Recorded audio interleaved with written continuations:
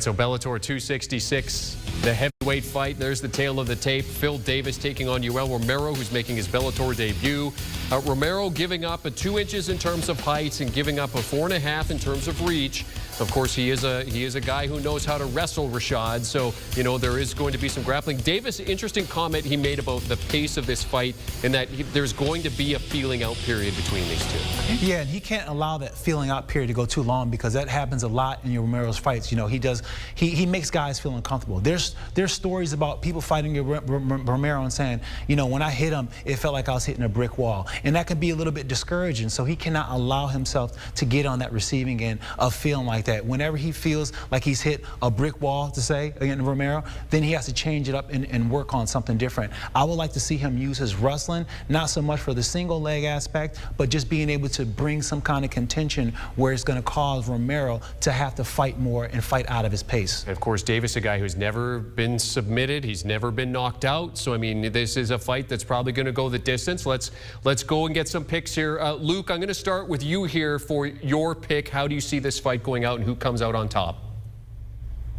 A lot of interesting questions, right? We're talking about how well Yoel Romero looked on the scales, in no small part because he's fighting up a weight class traditionally from where he has been, 205 pounds.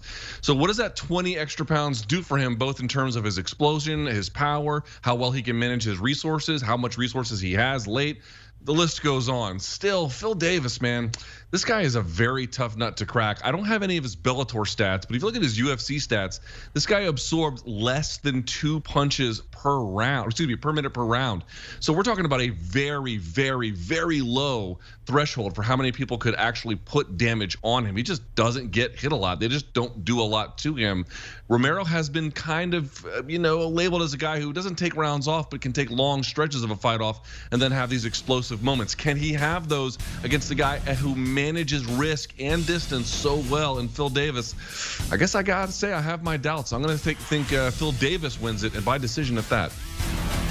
BC, you said, you asked him the question about what he can do in terms of changing things on the razor-thin defeats that he's had, and you heard him say it, that, he's got to do more, and he's got to do it quickly, at least sooner in the fight. So with that in mind, his answer that he gave to you about that question, what's your pick here?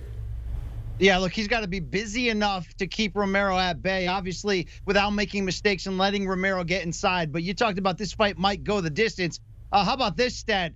15 of Phil Davis's last 17 fights went at least into the final scheduled round, 12 of those going the distance. So if he doesn't get knocked out early, and that obviously is Romero's best chance as the more dangerous striker, this is Phil Davis's fight to win. I think the odds are so close, one, because of Romero's power, but two, because this is a 3-round fight as opposed to a 5-round fight. But even with that said, we have that term trap fight in the fight game. This is just a bad style matchup for Yoel Romero. An 18-month layoff, moving up in weight, lost 4 of his last 5. I think you take all of those things together, and this is a Phil Davis at 36, who's simply a smarter game planner and has more tools to win his kind of fight. Give me Davis by decision. He's not going to worry about it, guys, if it's exciting or not. Yeah, so that's 2 for Davis. And we mentioned the fact that he's lost 4 of his last 5. He's coming in on a 3-match losing streak coming in. Or so, Rashad, when you look at this, when you look at the different styles, obviously we talked about the composition of the fighters, how they look coming out.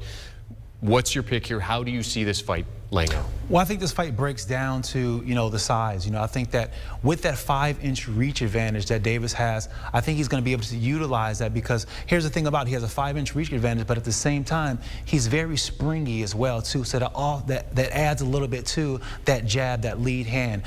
Phil Davis get busy with that lead hand that will allow him to get in position to, maybe win the clinch or just kind of muck things up a little bit and make it not so clean to land those shots on. You talked about the fact that Phil Davis, is so hard to land these shots on, and mainly because he's so long with those arms. By the time you land a second or third punch, you're punching through his arms, and most of the time the punch is getting deflected off the arm, so you're not landing clean on them, and it's hard to land a clean shot. So with all that said, I like Phil Davis in this fight. I think that he's going to be able to weaponize his pace, and I think he's just going to be a thorn in the side of Romero's side all night. And we were talking about the style, watching the weigh-in. That was one of the points that you made, that he's just so hard to hit, and that's going to affect Romero in this fight. All right, the champ, Rashad Evans, joining us, the two hosts of Morning Combat, the Angry Stepbrothers, as Rashad refers to them, Luke Thomas and Brian Campbell. Thank you very much, gentlemen, for joining us here for the live weigh-in for Bellator 266. And of course, we have the main card, but we also have the prelims, which get underway at 7 p.m. Eastern Time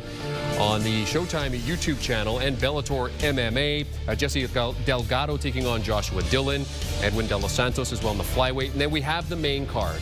Phil Davis versus Yoel Romero. We talked about that. Co-main event, welterweight showdown between Neiman Gracie and Mark Lemminger. Alejandro Lara faces Deanna Bennett in that women's flyweight. Bennett trying to end her 3-fight losing streak. And Georgia Karahanyan and Saul Rogers meet in a lightweight bout. The light heavyweight closer coming up between Christian Edwards and Ben Parrish.